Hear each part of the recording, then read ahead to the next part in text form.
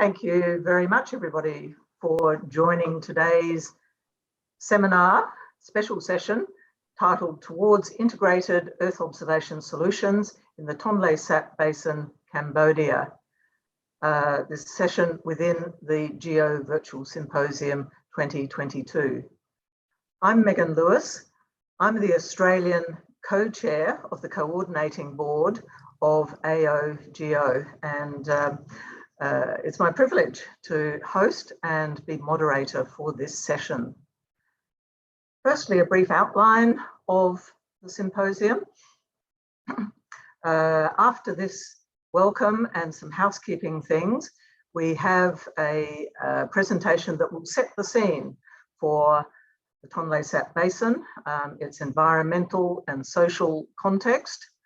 And then we have some presentations talking about existing and potential projects that are already working in the Tonlé Sap Basin and relate to various aspects of our Earth observation integration theme.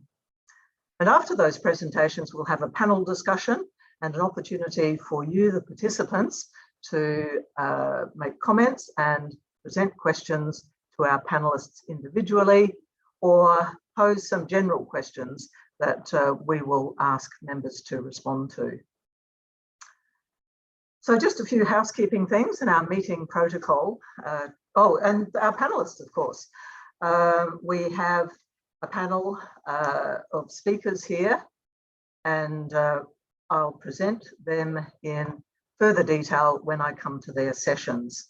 Thank you very much to all of you for preparing and being the focal point of this session. Thank you. So just a few housekeeping things to run through our meeting protocol. If you would identify yourself by putting your organisation and then your full name in your little Zoom title so that we know who you are and who you're associated with. Please mute your audio when you're not speaking. During the presentations, you're very welcome to make comments in the chat, and if they're directed to individual speakers, they may have an opportunity to send a response, or we can keep those in reserve for discussion later on. When we come to the Q&A session, if you raise your hand with the reactions button, and I'll try to keep an eye on those, assisted by the GEO Secretariat staff, and we will put the focus onto you to provide an opportunity to ask your question, or we may be able to read your chat question.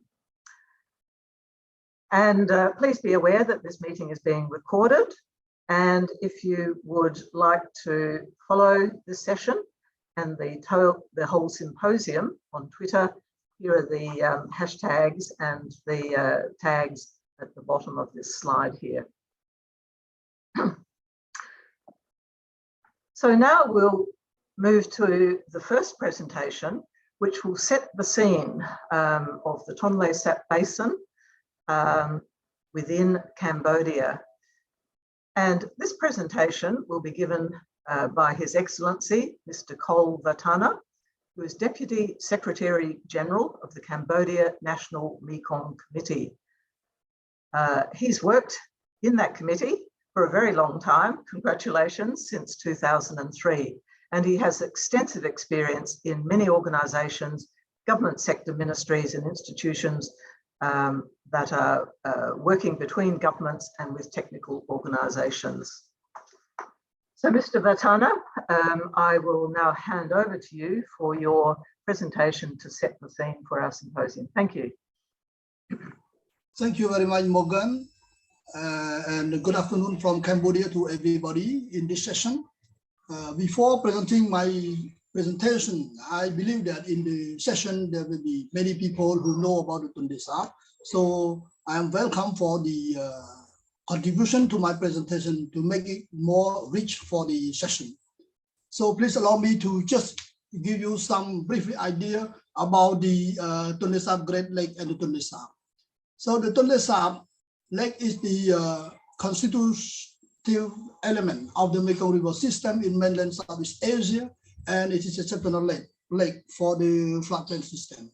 The lake surface in the dry season is 2,500 square kilometer, and it enlarged the area to the 15,000 square kilometer in the wet season due to the flood part. The lake offers various ecosystem services and economic value and foster the unique culture of the Khmer Empire. The Earth observation data play a pivotal role to understand its ecosystem and develop our strategy, sustainable development of the Tonlé Sap Lake. And thank for the global Earth observation to support fair principle in the Earth observation data. Next, please. So here the key climate-related hazard. You see that currently the drought and the dam are two of the contributing factors pushing the Tonlé Sap into the dangerous decline, threatening its swarm forest and the fish nursery, and that provide most of the nation protein. Aside from these two main factors, there are also the causes by the human activity, the development, the urbanization, and the landfilling, many activity around the lake, which is caused the deterioration of the ecosystem and the lake itself. And also the lowering the water level. I mean, the amount of the water fit into the Tonlé Sap also become less and less so far. Aside from that, we have a climate change, which is additional suffering to the people and environment of the Tonlé Sap. Next, please. Next slide, please. Human interference on the forest. The comparison of land cover conversion across the three sub-region period, similar but larger forest loss related to conversion in the 2001 and 2010, then in the 1992 to 2001. Cambodia lowland forests are important ecosystem, not only provide habitat to mammal, reptile, and bird, but it is also supplying for the aquatic species with the crucial nutrient. Next slide, please. So what is the future of the Tonlé Sap struggling against challenges? First of all, is support legislation and policy at the national and regional scale, like a National Environmental Strategy and Action Plan 2016-2023, the data ecosystem, observational, satellite, and remote sensing data to support integrated solution to linking climate change, disaster risk, and sustainable development in the lake. Strengthening climate change risk assessment and transformative adoption option for the lake area. All national and local government together with national partner, regional partner need to ensure implementation of the strategy for the sustainable of the Tonlé Sap. So this is all my brief presentation. What is the future Tonlé Sap struggling? Again, the challenges. There are a few points that need to be illustrated here. It's already here. So first, in this case, I also would like to thank to the organizer of the symposium, especially for the session, who allow me to participate in the session. And although I have very little time to prepare everything, but I believe that my presentation could set up a stem for the discussion in this session. Thank you very much. Thank you very much, Mr. Vatana, for that excellent introduction to the Tonlé Sap Basin environment and the changes and impacts and the challenges that we face. So that really sets the scene very nicely for our coming presentations. And I believe you will be able to stay for the rest of the seminar.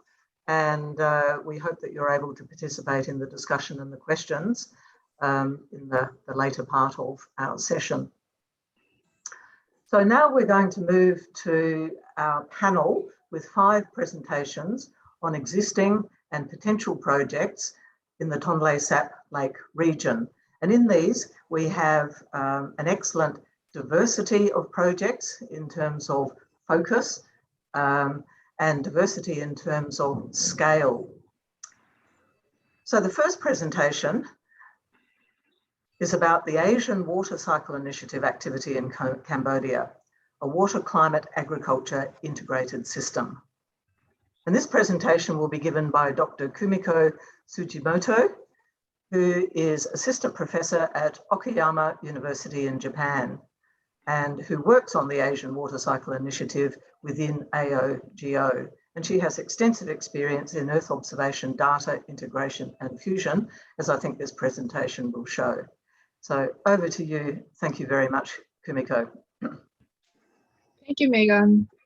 And hello, everyone. I am Kumiko Tsujimoto from Japan. Let me briefly introduce our activity and the framework of the Asian Water Cycle Initiative, the AWCI, which was led by Professor Toshio Koike of the University of Tokyo. In AWCI Cambodia, we developed a water, climate, agriculture integrated system through satellite EO remote sensing, numerical models, and in situ observations. The core project members, including myself, are hydrologists, and the whole system had its base on a distributed hydrological model to simulate river flow of the Tonlé Sap tributaries. We combined crop production model and irrigation model to the hydrological model so that we can simulate the drought and flood impact on agricultural production on a real-time basis, and also for future under climate change. Next slide, please. For climate change impact assessment, we used the GCM output from the coupled model intercomparison project CMIP as the inputs, and we downscaled them for Prusat River Basin in Western Cambodia to assess the impact of climate change on rain-fed and irrigated rice production there. Next slide, please. The ground and satellite observations were conducted to collect data for model validation. We installed rain gauges, soil moisture sensors, and automatic weather stations, AWS, in the tributary basins of the Tonlé Sap.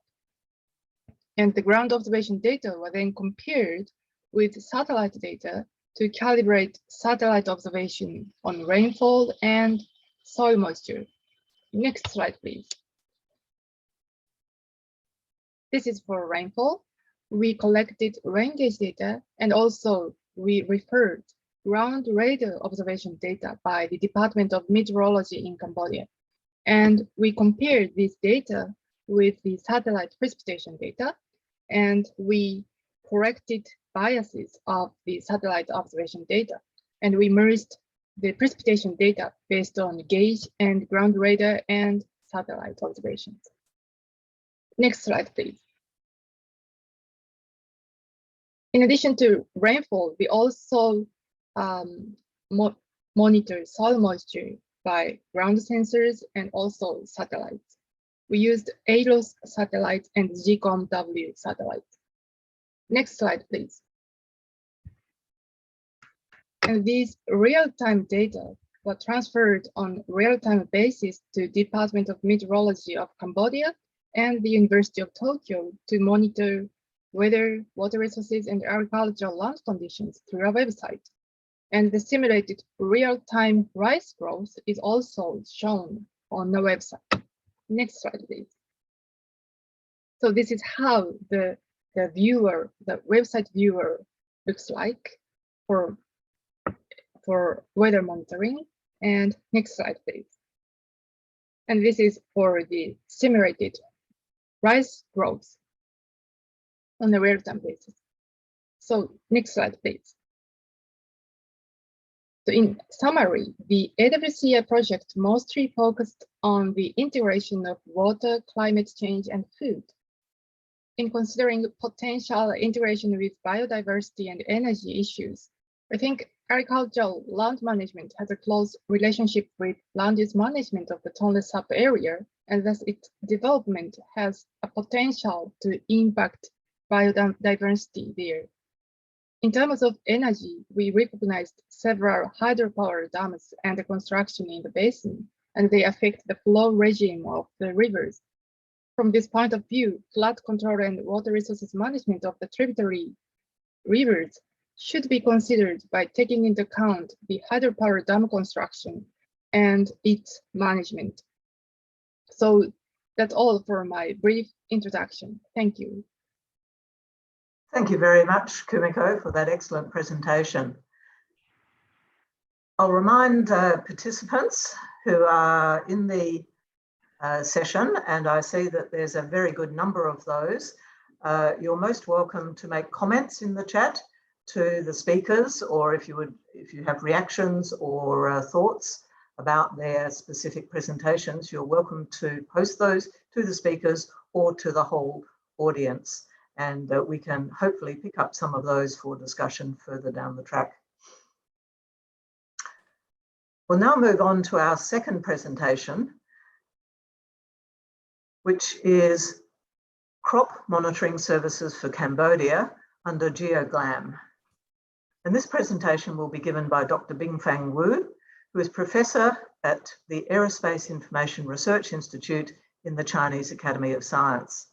And he's also co-chair of GEOGLAM flagship since its inception, and also chair of the Digital Belt and Road Agriculture Working Group and chair of the China Ecology Association Remote Sensing Technical Committee.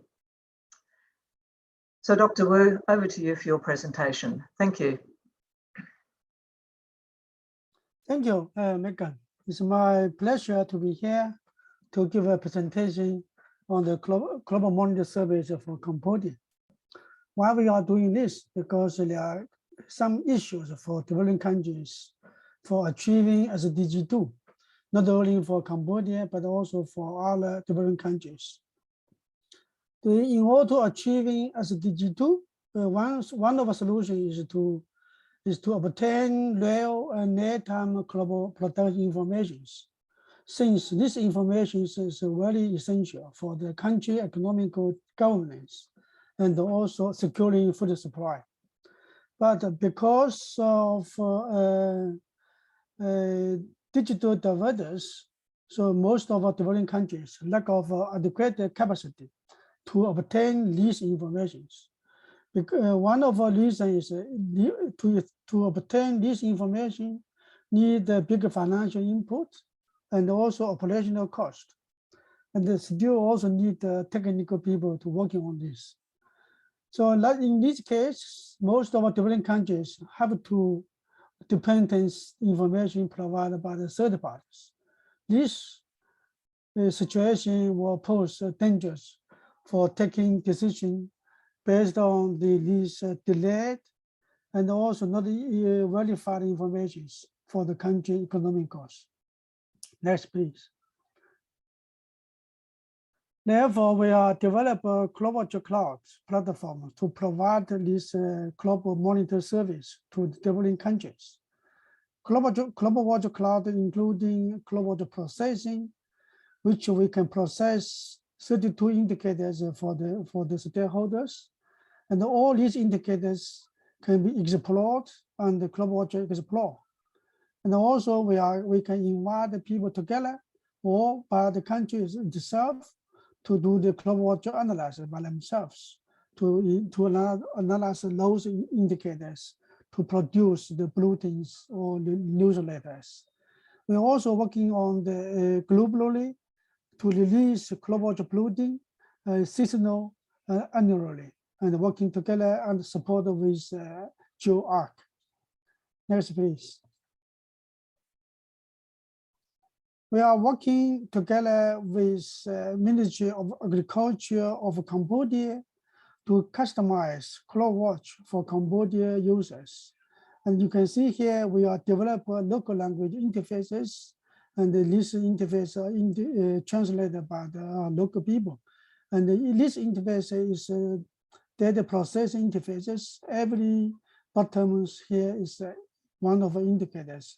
So the local people, stakeholders can process using their local languages almost without any problem of that. Next, please.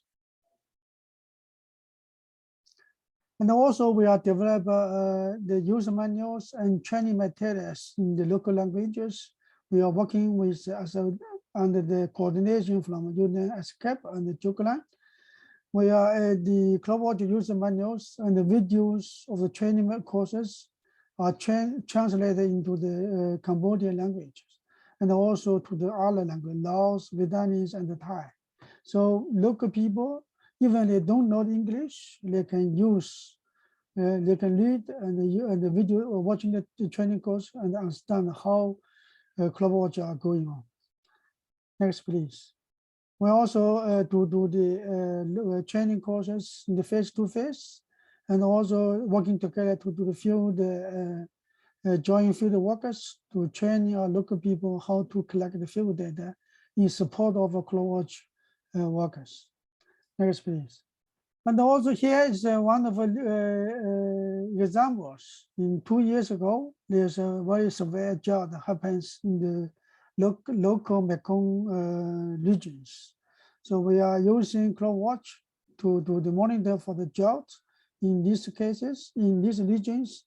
And we also find the drought mostly happened on the February and March in 2020. And they saw 16% of a drop of rice production for the dry season. And also, but in the same time, after the dry season, the rainy season was 17% up on the previous years. So normally it's a balance on that.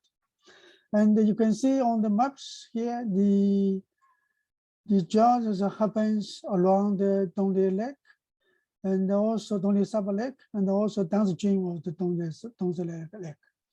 At the same time, under the GEOGLAM coordinations, and the actual rise, the program led by the JAXA and the Kansas also doing the provided service to the Cambodians, particularly focus on the large mappings, large global air estimations, also global calendar, and the global damage by the disasters, and also carry on agro-meteorological information products.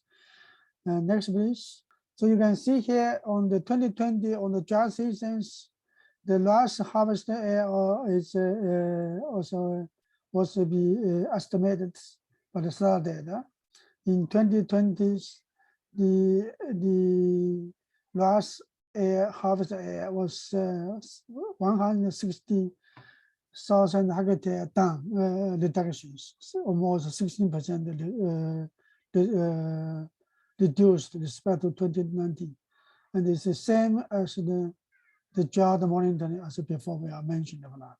So this is two surveys almost with the same results, and the large area also is around in the Tonlé Sap Lake, and mostly in the downstream of the lake. And also in the 2020, if you compare both 2 years, you can see some of less large area happens in the downstream of Tonlé Sap Lake. This next, please. So in the future, I think we can even share more data, resources, and algorithms to the Cambodia colleagues to addressing food production and the drought. Since in the Tonlé Lake region, Tonlé Sap Lake regions, there is a strong nexus of food, water, energy, and biodiversity, and also climate changes, as mentioned in the first presentations. So enhance the regional capacity to address these nexuses and the changes over time is very essential. We are like to open all the CloudWatch API and can integrate with other EO solutions for Tonlé Sap Lake and then make them operated by local people to enhance the local capacities. This is my presentation. Thank you. Thank you very much, Bingfang, for that excellent presentation and a very impressive portfolio or program of tools and services and resources for monitoring crops. We're now going to shift focus from agriculture orientation to fisheries and conservation and development. And this presentation is given by Dr. Nick Souter, who is Freshwater Manager of Conservation International based in Cambodia. And Nick has a very extensive background as an ecologist with experience in conservation and natural resource management. I'm aware of some of that from Australia because we have at various times in the past worked side by side at an Australian university. So it's terrific to see you in this very important role, Nick.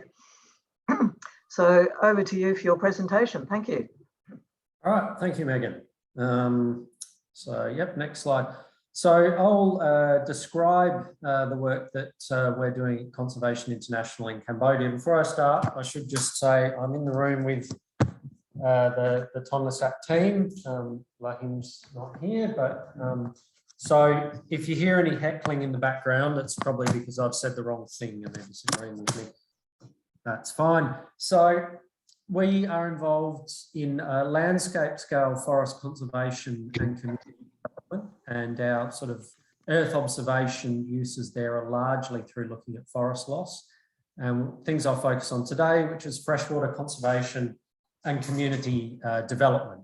So part of that is developing the freshwater health index, which we have done for the 3S river system and currently have underway for the Tonlé Sap. And there's also that was Lahim coming from behind, the absent member of our team. And also the Tonlé Sap families and fisheries resilience building model, which I'll focus on. So for earth observations, for the freshwater health index, we calculate 5 indicators: bank modification, flow connectivity, land cover naturalness, water associated diseases, and cultural ecosystem services using earth observations. There's another one, water supply relative to demand, which looking at the previous presentation, I certainly think we could use some of that information to calculate that metric. Next slide, please. So for the Tonlé Sap families and fisheries resilience building model, it's really a community-based approach. So we partner with local fishing communities to improve their livelihoods. So we have extensive program of livelihood development, largely working with the women in the communities. We organise their community organisation skills through developing the community fisheries organisation, focus on fisheries management. So we're managing the community the fishery within the area, conserving the lake's unique biodiversity. It's home to very many threatened and endangered species, restoring the flooded forest largely through replanting, and we undertake a lot of monitoring. Next slide, please. So for earth observations, threat detection is one component. So deforestation, we use the Global Forest Watch suite of products. We're going to be training communities in the Global Forest Watch app.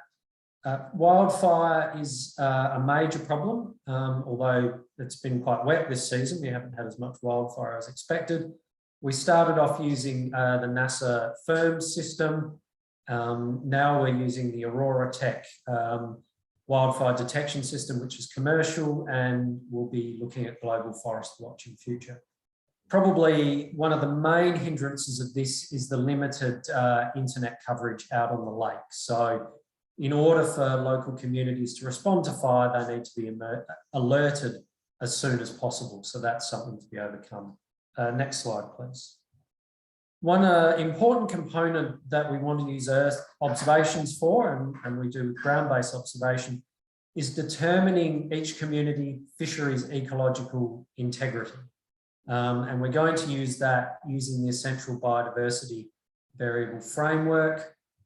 So we want to look at the change in flooded forest community structure over time, so the vegetation structure. However, one of the major difficulties in that is the yearly flood. So the Tonlé Sap Lake will flood the deepest level. It can increase by about 7 meters in height each year. Next slide, please.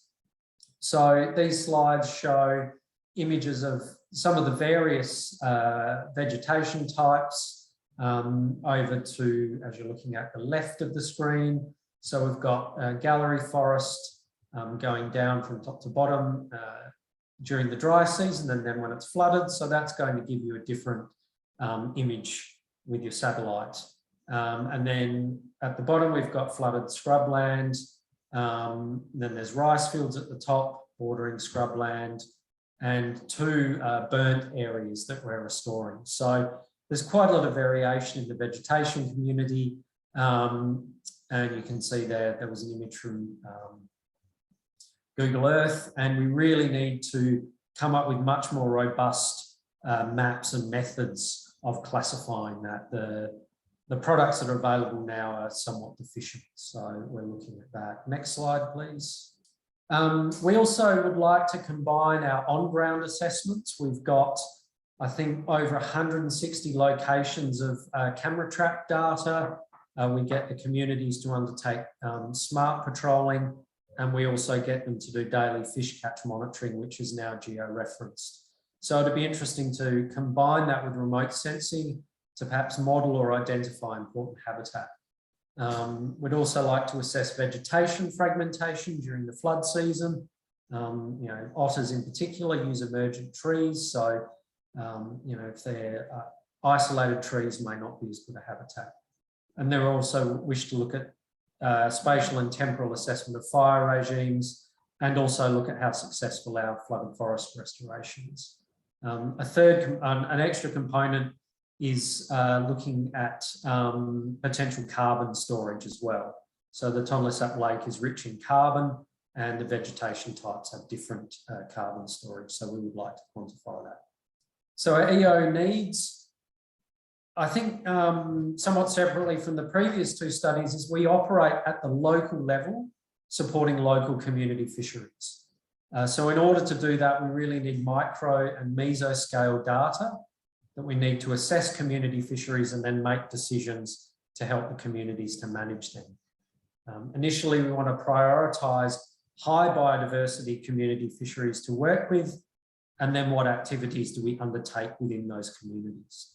Some of these areas can be really quite big for under-resourced communities who are already very busy you know, fishing in their livelihoods. So we want to determine the best areas that they can, you know, invest their time in looking after. And then there's supporting the carbon stock assessments within the community fisheries as a potential source of income. Next slide.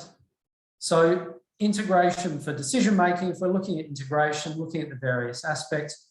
So water, the communities are really sort of reactive to the impacts of high and low water levels. You know, there's at a macro level in the lake, there's not really anything they can do about that. But at micro levels, sort of managing their fish refuge ponds and you know, wetlands used for irrigation, that's something they can manage. Food, the Tonlé Sap is Cambodia's most important fishery, one of the world's most important fisheries. We want to be able to identify, assess, and protect important fish habitat. Energy, hydropower, dams are having an increasing influence, but that's not really something that the communities have any influence over. However, paradoxically, you know, locally they're energy restricted. You know, they live in floating villages, so aren't connected to the grid. Biodiversity, similar to the fish, we want to be able to identify, assess, and manage important habitat for biodiversity. And climate, there are opportunities for carbon financing through flooded forest protection and restoration. Unless there's another slide, I believe that is all. No, thank you. Thanks very much, Nick, for your presentation. I found that very interesting to be able to see some images of the environment that you're working in, and also to hear how variable it is seasonally. I certainly understand the challenges that must pose for mapping and characterising those environments. A question's been posed in the chat. I won't put it to anybody to answer at this stage, but I might point it out for people to think about. This is from Laurent, who points out that biodiversity has appeared in all of the presentations. Certainly it was a focus and a highlight of yours, Nick, but biodiversity's been in all of the presentations so far. And the question is, are you linking your data with biodiversity indicators? You talked about your indicators, Nick, and having worked with ecologists, I know how challenging that can be.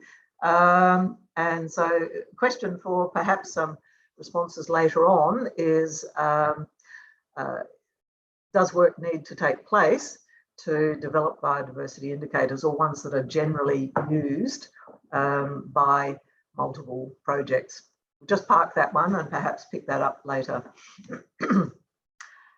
So continuing the conservation and biodiversity theme, we'll now move on to our next presentation, which is titled Geo-informatics for Conservation Partnership of the Sarus crane in the Lower Mekong Basin. And this presentation will be given by Dr. Yongyut Trisurat, who is professor at Tsujimoto University in Thailand and co-chair of AP-BON.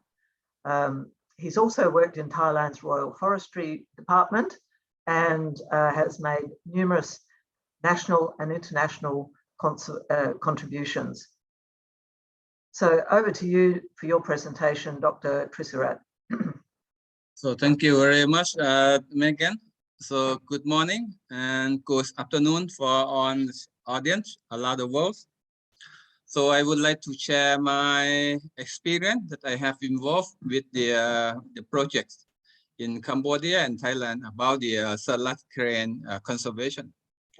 So Sarus crane is one of the threatened species. So there are 3 subspecies. The eastern crane mainly exists in the lower Mekong Basin in Cambodia, Vietnam, and Thailand. And the large population is the Indian Sarus crane. And the other one is the Australian Sarus crane.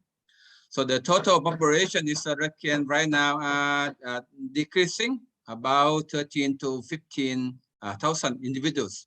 But in lower Mekong, it's less than 1,500. So in Thailand, Sarus crane is listed as the endangered species and one of the 19 reserve species in Thailand, and similar to Cambodia is endangered species. So the main threat to reduce the number of population of Sarus crane in the lower Mekong Basin is the land conversion for agriculture and urban development and hunting, as the previous speaker already mentioned. So this afternoon, I will talk that how we can use the geo-information or geo-informatics to enhance crane conservation and to support the win-win action on the ground with the local people. And during the breeding season, there is small crab and small fish and insects in order to raise the offspring crane. So next, please. Next slide, please. So in Cambodia, Wildlife Conservation Society work closely with the forest exploitation to monitor the key wildlife species, including crane, tiger, and others. And they found that the Sarus crane mainly exist in the footprints on over the study area in the PV Northern Plains, particularly in the paddy fields. And the birds already nest and produce the offspring. And they also work with the local people to raise their awareness and to conserve this endangered species. Next, please. So recently, the Wildlife Conservation Society successfully released, I think, over 50 Sarus crane in the area, in the suitable area on the upper right, on the upper left, mainly in the paddy field, and they have the flood plain, because this area is suitable for the crane habitat. So in Thailand, Sarus cranes have been extinct since 1968, or almost 60 years old, due to the habitat conversions and the human pressure, particularly on hunting. So in 1988, we obtained 16 individuals of the Sarus crane from Cambodia, and the captive breeding was conducted by the zoological organization to expand the population more than 100 individuals, and they start to implement the recovery and the introduction crane in the suitable area. So the project staff used the GIS remote sensing and land use land cover map, and to identify the suitable area of the Sarus crane in the 3 non-hunting area in the northeast of Thailand that used to have the Sarus crane in the last 50 years. So they found that 30% of the study area, covering about 1,400 kilometers, are suitable for crane habitat, and mainly exist both inside the non-hunting area and outside the non-hunting area, particularly in the paddy field and in crane. So the figure in the bottom, you can see the yellow that spot. So that shows the visual sighting and GPS tracking of the crane that have been released from the non-hunting area. So some can go very far. It's about 100 kilometers from the release site. So if you see that the crane mainly habitat in the paddy fields, and the projects wondering that there may be the conflict between the birds observation and the farmer who go the paddy rice. So the projects obtain the funding support from the GIF to enhance the conservation using the win-win approach with the farmer. So right now we already released more than 120 individuals, and the survival rate is very high, more than 70%. And the birds already produce offspring and nesting both inside and outside the 3 non-hunting area, and particularly in the paddy field belong to the local people. So the win-win approach that we use, some farmer in this area used to sell the organic rice in the last 20 years by the small agriculture cooperative. So we use the Sarus crane as the branding to rebrand the organic rice and to add the value of birds conservation. So based on the economics analysis, so we found that the net income for the selling of Sarus rice can increase the income of the local people more than 20% per household. And at the same time, we try to promote the ecotourism, such as the birds watching. So the project obtained a large amount of the money from the sugar factory company to build the nature conservation to promote the crane conservation and education for both for the local people and the young students in the area. And at the same time, the park rangers, when they got the report or the information from the local people or from the network member that the bird nest, so they put the camera trap and the NCAP tools to monitor the real time what happened in the area.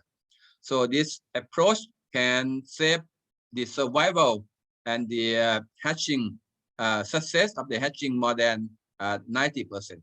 So the way forward, how we existing projects. So as I presented in previous slide, that we found that the birds already expanded or distributed on over the floodplain in the area. So it is essential to monitor the status and distribution of the nest and foraging habitat and visual sighting by using the GPS tracking and the report from the local people. So as the previous speaker, such as Kun Watana or Dr. Kumiko mentioned, that the climate change is most likely happen in this area. And the floodplain and water levels are the key limiting factor for the crane habitat. So it's most likely that the suitable habitat of the Sarus crane will change from the existing area to the other area, and this may create the conflict with the local people if we don't have the proactive plan or the appropriate measure. So it is essential to predict or to identify the future location of the crane habitat by integrating the climate change impact data and the land use, land cover change, and the change of the water level in this area. And especially the coexistent approach of win-win is very important for the success of the project implementation on the ground. So in summary, that we will use both the Earth observation technology and for the community-based management on the ground to the success and the conservation of the Sarus crane, which is endangered in this region. So thank you very much for your attention. Thank you very much, Yongyut, for that really interesting presentation. And I liked your crossover between the rice production and conservation with the branding of the rice. That was a very clever move. I see that we have over 70 participants in this session, which is terrific. And I'd really encourage you to use the chat function if you would like to respond to any of our speakers and make comments. I can see that a number of people have been doing that. So continuing with the conservation and nature theme, we'll now move to the final presentation of existing projects, which we'll talk about ecosystem accounting, potentially frameworks to bring some of these things together. And this presentation will be made by Mr. Daniel Juhn, who is Vice President of the Moore Centre for Science Conservation at Conservation International. Mr. Juhn is Conservation International's principal to GEO, and he's also the chair of the steering committee of the Earth Observations for Ecosystem Accounting Initiative, EO for EA within GEO. So over to you for your presentation. Thanks very much, Daniel. Yes, thank you, Megan, and good morning, afternoon, and evening, everyone. Thanks to the GEO Secretariat and organizers for giving me the opportunity to speak today, and thanks to His Excellency, Mr. Kolvatana, for that excellent framing of opportunities and challenges in the Tonlé Sap. My job is not to promote EO for EA, but I did want to begin with a brief slide on the rationale behind who we are, our inception, and the goals of EO for EA, because it's germane to this discussion. So the beginning of EO for EA started at the Mexico City plenary, GEO plenary and declaration, which recognized that that nature is foundational to our prosperity and the security of people and economies, but we're not properly valuing nature, and therefore we're losing the natural capital that we depend on. So we're all familiar with the Dasgupta report on the economics of biodiversity, which states that between 92 and 2014, the produced capital per person doubled while the stock of natural capital per person declined about 40%. And at that rate, we need about 1.6 Earths to sustain ourselves at our current trajectory. And so the benefits of nature to people are hidden, and so are the impacts of nature. In short, we're ignoring the natural capital in our economic measures and policy and planning. Hence, GEO saw the need to begin this initiative to explore the role of EO to address this. Next slide, please. And so just a brief word on what is ecosystem accounting, starting with what is natural capital accounting.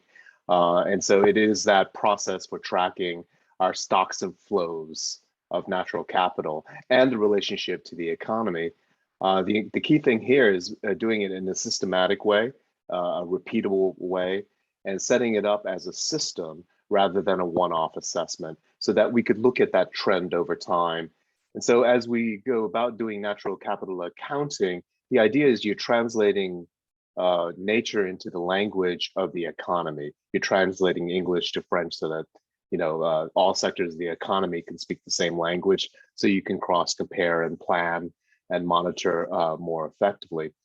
And so the good news is that we have that system of tracking those things that's called the System of Environmental Economic Accounting, the SEEA, and it became the international statistical standard for valuing nature in March of 2021, which is fantastic news. We're really on that road of what Jim Boyd called going beyond counting boxcars and red lines. And so he stated that, as early as the 1930s, at least here in the US, if you wanted a state of the US economy, you had to count train boxcars traveling between New York and Chicago, or to count people in the unemployment line, the bread lines, if you will, to get the number of those unemployed.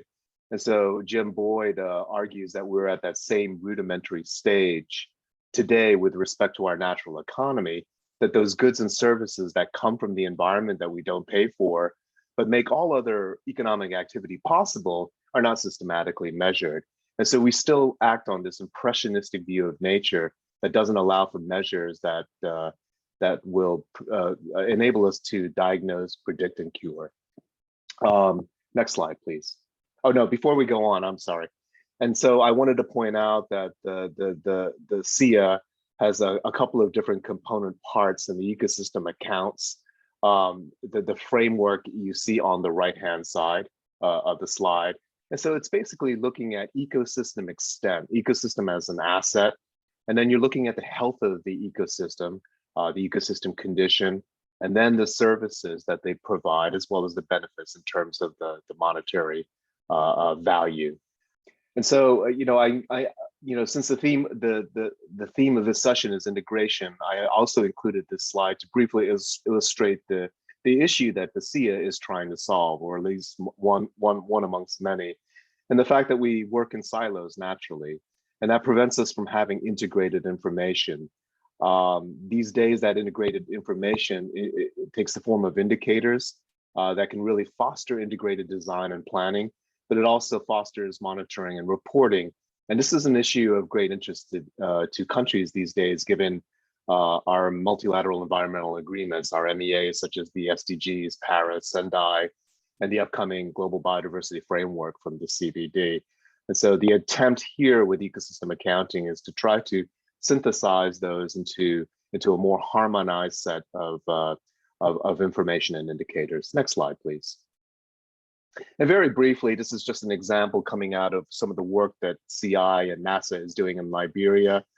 We've done SEEA compliant land cover mapping, which then takes the form of a table to look at trends over time over 15 years.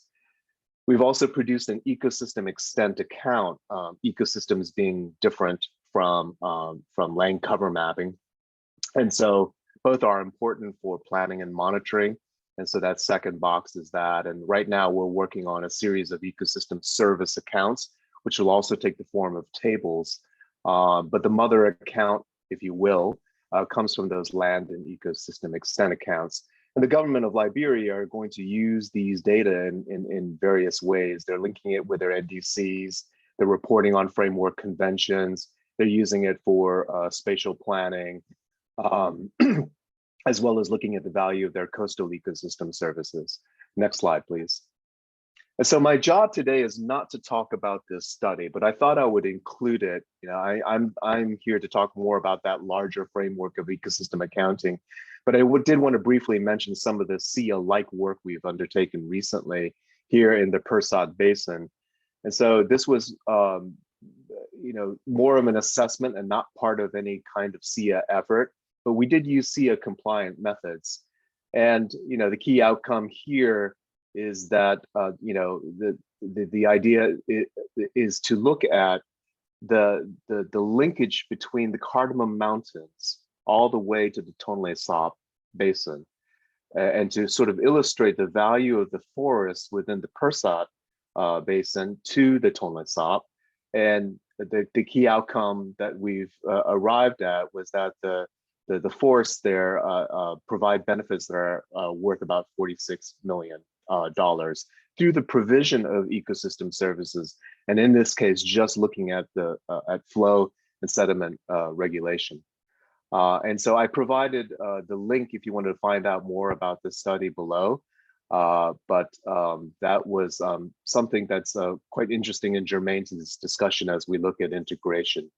And out of that study, just to complement some of the things some of our colleagues have spoken about, I think some of the key recommendations here was looking at forest protection and restoration upstream of the into the Cardamom Mountains landscape, which requires some inputs from spatial planning and monitoring in terms of remote sensing.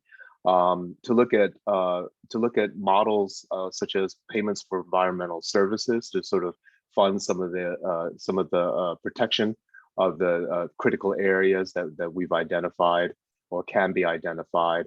And finally, develop more of a natural capital accounting approach, as well as a roadmap for doing that. And so some of the remote sensing inputs would include extent, condition, and ecosystem services. Okay, so I've done my job basically talking about SIA as a framework and a couple of slides from Cambodia. And in the remaining 2 minutes that I have, I just wanted to briefly mention nature-based solutions, which we addressed in the anchor session of the GEO plenary last November, as a potential framework to look at. And I think that might be interesting to discuss as we go about our discussion. And so just very briefly, as we think about designing for multiple benefits in a nature-based solutions approach, just in the presentation today, we find that there are, from our colleagues in the past 15 minutes, talking about things that are very, very germane to discuss, to designing those multiple benefits. And the various inputs, biodiversity modeling, hydrological modeling, decisions at the community level, aquacultures and fisheries, all those things come together in a way where we can begin to design for multiple benefits, which is the theme of this session today. And I'm sure there are more outside in the GEO world and those in attendance today that can contribute to this thinking, as well as to a potential approach in the Tonlé Sap Basin. But I just wanted to point out that there's quite a bit of work going on where we can really bring together into a framework. And one more slide, and this will be my last. And I'm not going to go over this because I think I've run out of time. But all of this to say that this is from the Dasgupta report. And these are the summary of options for change. So if we're going to really achieve that kind of transformative shift in the way we are approaching things, in the way we're approaching nature and its contribution to humans, then these are those options. And for us as GEO, we can see ourselves in many of these boxes. You see natural capital accounting at the center, which is one of those recommendations that was key to the report, but also the idea that we can transform our institutions, which is very much harder, right? But perhaps by bringing together these data in compelling ways in these frameworks, we can begin to look at that possibility of transformative shifts in our institutions. So just some food for thought. Thank you very much. That's my last slide, and back over to you, Megan. Thank you very much, Daniel. That was an excellent presentation to round out this particular part of our whole session, in that you've offered some suggestions and some possible ways of thinking and some tools that may help with our integration theme. So thank you very much for that. And I hope we'll be able to pick up some of those in the next part of our session, which now will be a panel discussion, picking up on our theme of integration and To participate in this discussion, you're certainly welcome to post a comment or question in the chat function, or if you would like to speak, please raise your hand, and the Geo Secretariat staff who are helping behind the scenes will keep an eye on those hands, and I'll try to keep an eye on them, and we can give you the chair and or give you the floor, and you'll be able to speak directly. But looking in the questions that have already been posted, I can see Ian Jarvis has made a comment and posed a question that really is central to what we're hoping to achieve out of this session. He's saying we've seen several, this session or the whole symposium is a geo community session. Do you have suggestions about how the geo particularly can promote and support further integration across the GEO work program activities to address these challenges? So this is starting to become quite specific within GEO. How can we design and tailor our work program activities to address this challenge of integration? So amongst our panelists and speakers, does anybody have a preliminary thought? And we'll certainly go through the panel. Bingfang, would you like to respond? Yes, I think this is a very good question. And it's also particularly very essential for the developing countries like Cambodia. As in my presentation, I already mentioned a little bit. In those countries, there are lack of financial input and also operational cost, and also lack of technical people to learn all these things. So I think for geo communities, we can do one thing. We can provide a total solution to them, but develop a kind of services to problems and customized for the requirement by the local people, or according to the requirement of the local people. So I think as we did, we are Global Watch. It's all consists of all APIs, and this every indicators we have one or two indicators, one or two APIs. So users or stakeholders can call this API and make them together as their own operational systems. Then what we need for local business to provide training, then they can operate it. Since in this time, the data satellite also observation data is no longer constraints. It's no longer a problem for accesses, but the problem for the users, for the local people, is how to handling this data. How to handle this data and transfer this data into information. So I think the APIs and from every systems, everything from AWCI, from CloudWatch, from AP-BON, from ecological accounting, everyone can develop APIs. But for the Tonlé Sap Lakes, they only need call all those API together and calculate or customize for their own requirement and make it operational. So for the stakeholder in Tonlé Sap Lake, they don't need to invest in the computer. They don't need to invest in the developer kind of systems operationally. They only needed to train the people and the ability to access the internet. That is my suggestion. I think Ian has given very good questions. I think this is also the way GEO look forward. Thank you. Thank you very much for your thoughts on that, Bingfang. You're suggesting that some readily usable tools that have been specifically designed for the local users and the context could become a way of integrating some of the broader programs that we've been hearing about. Would other panelists like to comment on this question of how can the GEO community promote and further support integration across the GEO work program activities? Any thoughts from other panelists? Nick, Thanks. and then Daniel, perhaps. Yeah, so I mean, I think I probably wanted to allude to it more strongly in my presentation that, you know, we do have a need for a framework to assess, you know, the status of our community fisheries. And, you know, we really do lack a lot of the technical capacity to be able to do that within the program. So if our needs fit with whatever the GEO work program activities are, then I'm more than happy to speak to someone, you know, about collaborative development. As I said, we've got specific needs. We've got, you know, quite a lot of data. We can go out. We've got a team on the ground. We can collect data. You know, there are unique challenges with it being such a dynamic system that need to be solved.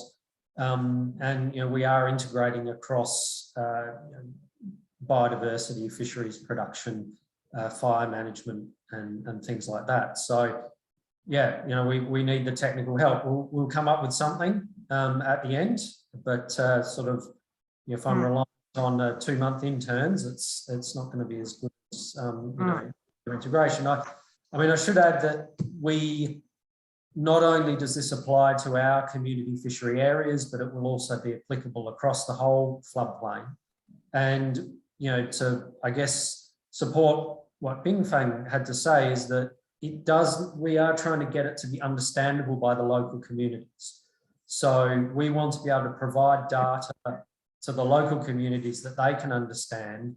And then through a mechanism that we've developed, they take it to the local authorities, so the government authorities, to then get their support in their activities. So, you know, there's a sort of also fairly, I think, unique and important science communication aspect to this as well. So how do we get, you know, this very, you know, high-level satellite data down onto the ground to local authorities to make local decisions? So, yeah, if you think you can help, I'll put my email address in the box, and I'm happy to talk further. Thank you.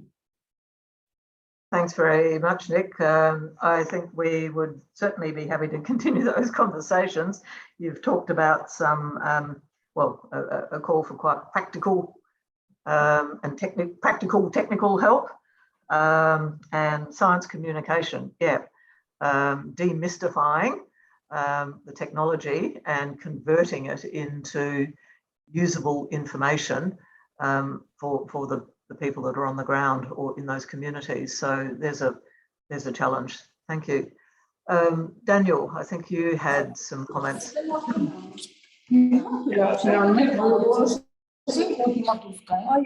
Thank you, Megan. Yeah, I mean, I think Nick captured some of the things I wanted to say. And Ian's question is much appreciated. And of course, you know, the follow-up question is, well, what is it that we want to integrate on? And identifying those integrated themes, I think, is a good first step. I think Dr. Vatana had outlined some of the options moving forward in terms of looking at climate change and disaster risk and how that relates to sustainable development objectives for the region. And so a policy-driven approach that could bring together various geo assets around a couple of themes that we identify as our best lead horses forward is perhaps the first and most important step.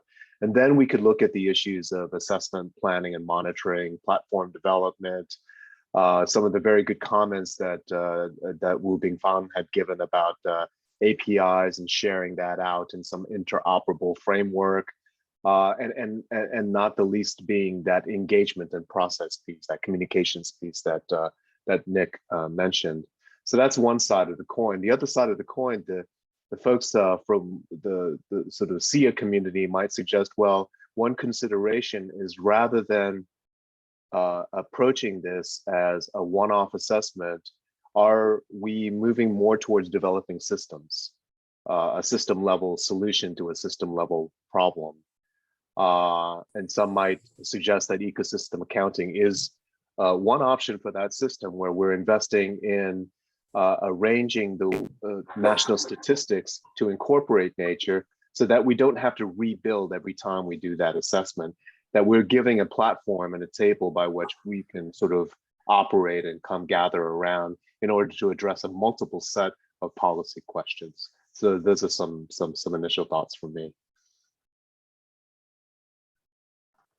Thank you very much, Daniel. No, they're very thoughtful responses, thinking about systems or putting our effort into developing systems that can be used for multiple purposes and things that can continue into the future rather than one-off projects. And of course, systems like that have the potential to adapt and ingest new Earth observation data or new geospatial data as it becomes available.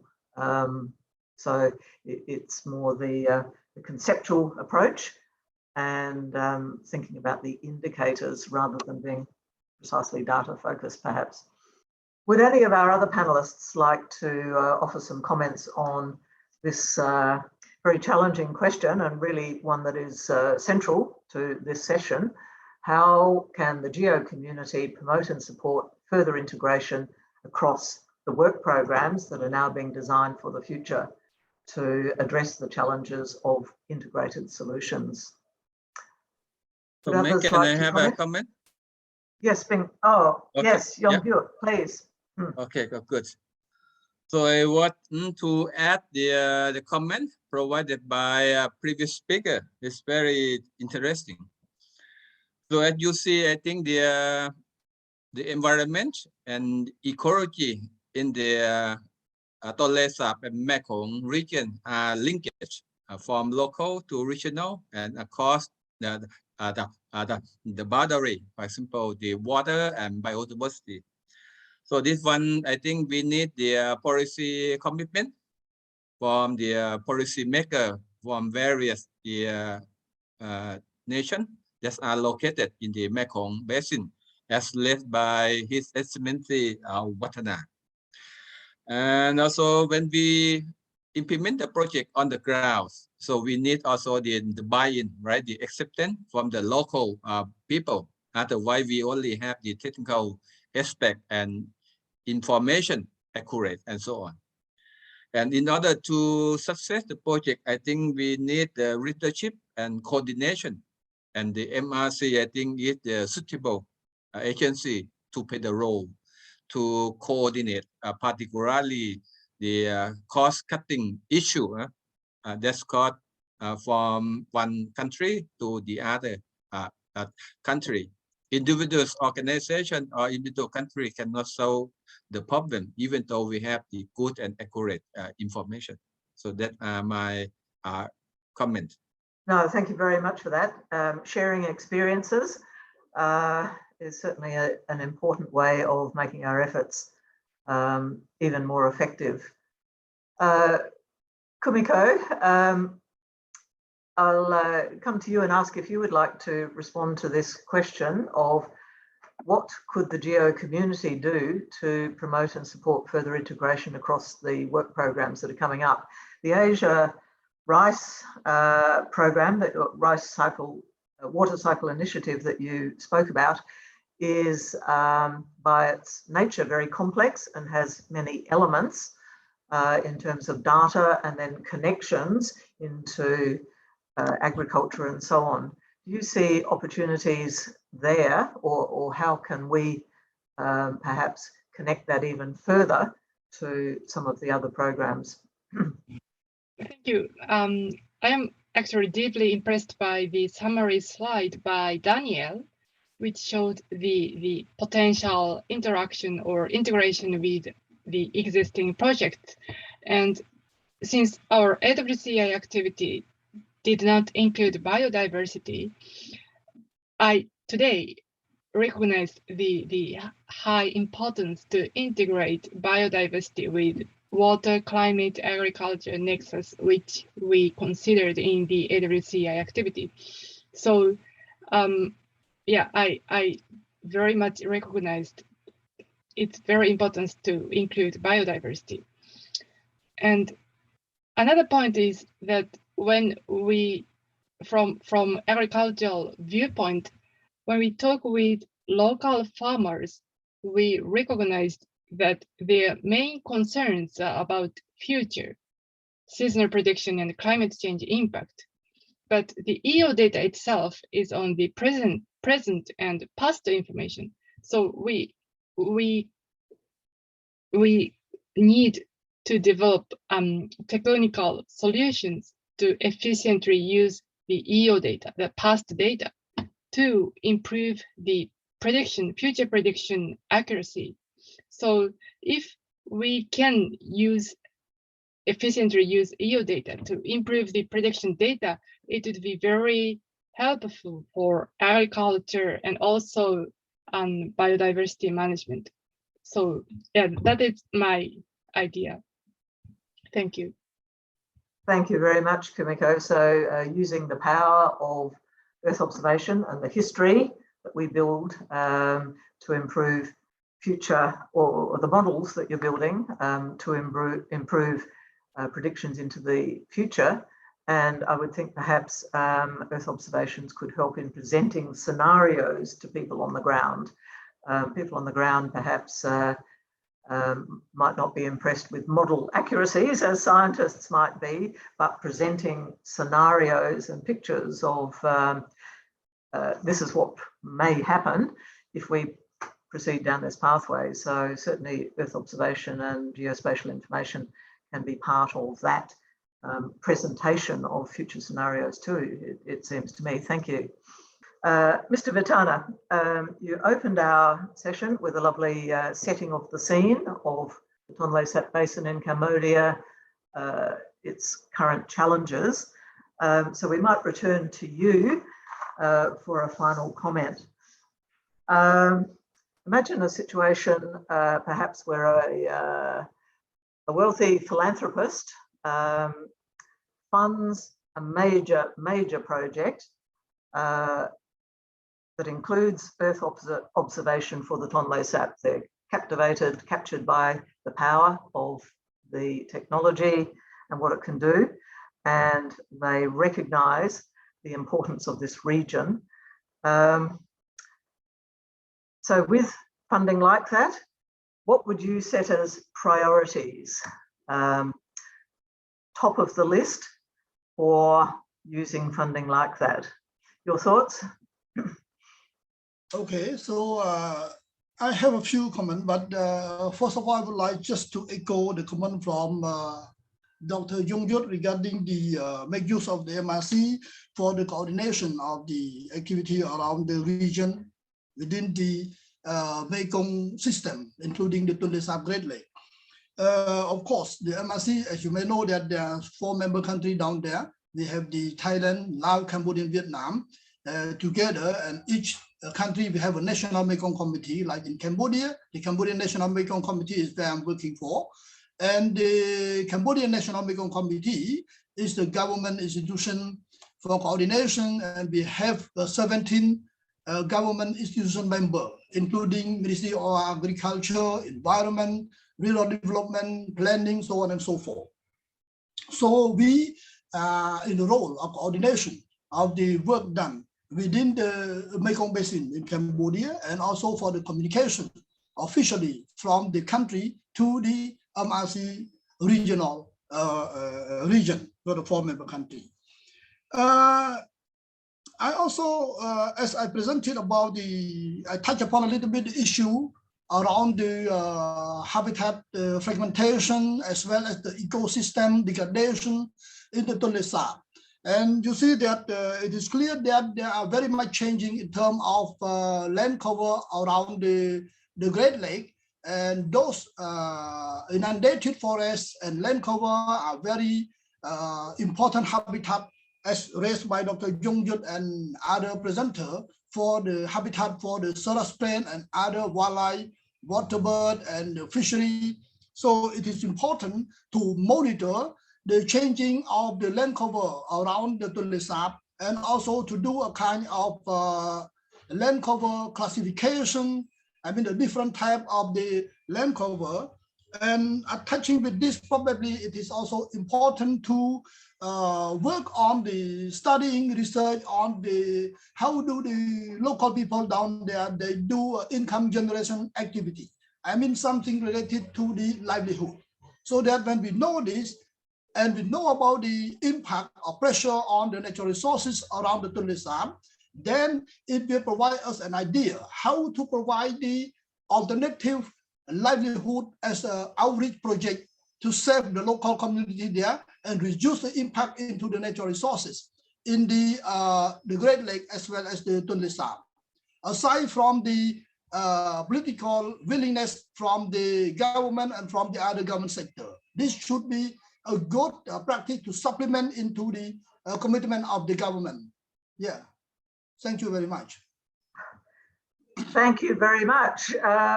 That was an extensive and very clear list. So I hope somebody's been taking note of that to incorporate in the outcomes of our session.